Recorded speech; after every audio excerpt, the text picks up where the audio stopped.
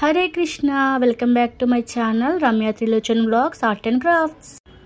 ఈరోజైతే ఇంకొక పాత క్లిప్ని కొత్తగా ఎలా రెడీ చేసుకోవాలో చూపిస్తాను. ముందుగా ఒక క్లిప్ తీసుకోండి. నా దగ్గర ఉన్న కుందన్స్తోనే 2 టైప్స్, ఒకటి డ్రాప్ షేప్, ఒకటి రౌండ్ షేప్, 2 టైప్స్ యూస్ చేసి చేస్తున్నాను. కొలత ప్రకారమే పెట్టుకోవాలండి. ఫస్ట్ పైన చూపిస్తున్నాను కదా, అలా స్టార్టింగ్ 3 పేస్ట్ చేసుకున్నాను. పేస్ట్ చేసుకొని తర్వాత మళ్ళీ ఎండ్ వైపు అంటే కింది వైపు కూడా same as it is first ఎలా 3 పేస్ట్ చేశానో అలాగే పేస్ట్ చేసుకున్నాను.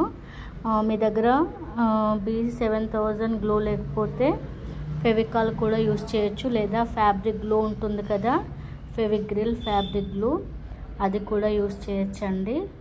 ఏది యూస్ చేసినా బాగానే పేస్ట్ అవుతుంది. ఖచ్చితంగా ఇదే యూస్ చేయాలని ఏమీ లేదు. తర్వాత మిడిల్లో మీరు కుందన్స్ అన్ని సైజ్ చూసుకోవాలి. ఎన్ని కుందన్స్ పడతాయి, ఎన్ని ఫ్లవర్స్ పడతాయి అనేది ఫస్ట్ మీకు తెలియాలి. నేను సైజ్ చూసుకొని మధ్యలో ఫస్టే మార్క్ చేసుకొని తర్వాత గ్లూ పెట్టేసి రౌండ్ షేప్ కుందన్ పెట్టాను. ఆ తర్వాత అటు ఇటు డ్రాప్ షేప్ కుందన్స్ పేస్ట్ చేశాను. అలా ఫస్టే మనం సైజ్ చూసుకొని మార్క్స్ పెట్టుకొని ఆ మార్కింగ్ ప్రకారం కుందన్స్ పేస్ట్ చేసుకుంటూ వెళ్ళడమే అండి. ఇప్పుడు నేను మార్కింగ్ చేసుకున్నట్టుగా లైన్గా అయితే ఫస్ట్ పేస్ట్ చేశాను. తర్వాత సైడ్స్కి ఫ్లవర్ షేప్లో ఫ్లవర్ డిజైన్ వచ్చే షేప్లో పేస్ట్ చేసుకుంటూ వెళ్తాను. అలా 3 ఫ్లవర్స్ వస్తాయి ఈ క్లిప్కి అయితే.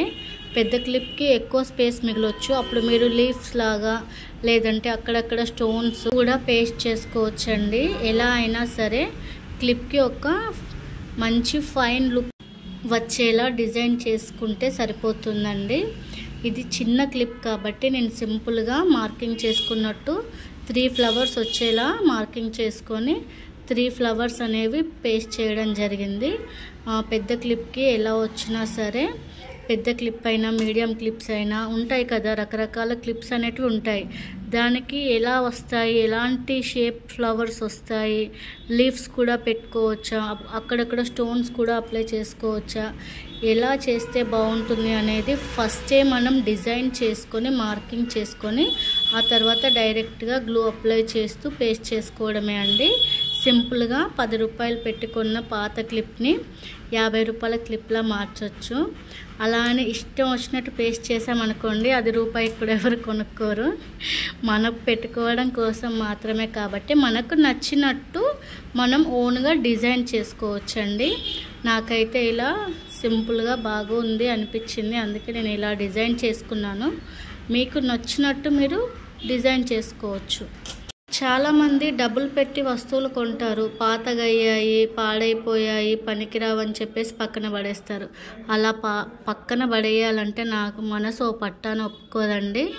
నా దగ్గర చాలా అంటే చాలా రీయూజ్వి, రీమేక్వి చాలా ఐటమ్స్ ఉంటాయి. నేను ఏ వస్తువునైనా పడేయడానికి ఫస్ట్ ఆఫ్ ఆల్ నాకు ధైర్యం రాదు, నేను పడేయలేను.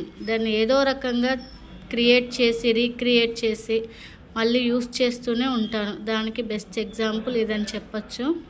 నేను ఏ వస్తువును కూడా ఊరికే పడేయనండి. ప్రతి ఒక్క స్క్రాప్లో నేను ఒక క్రాఫ్ట్ చూస్తానండి.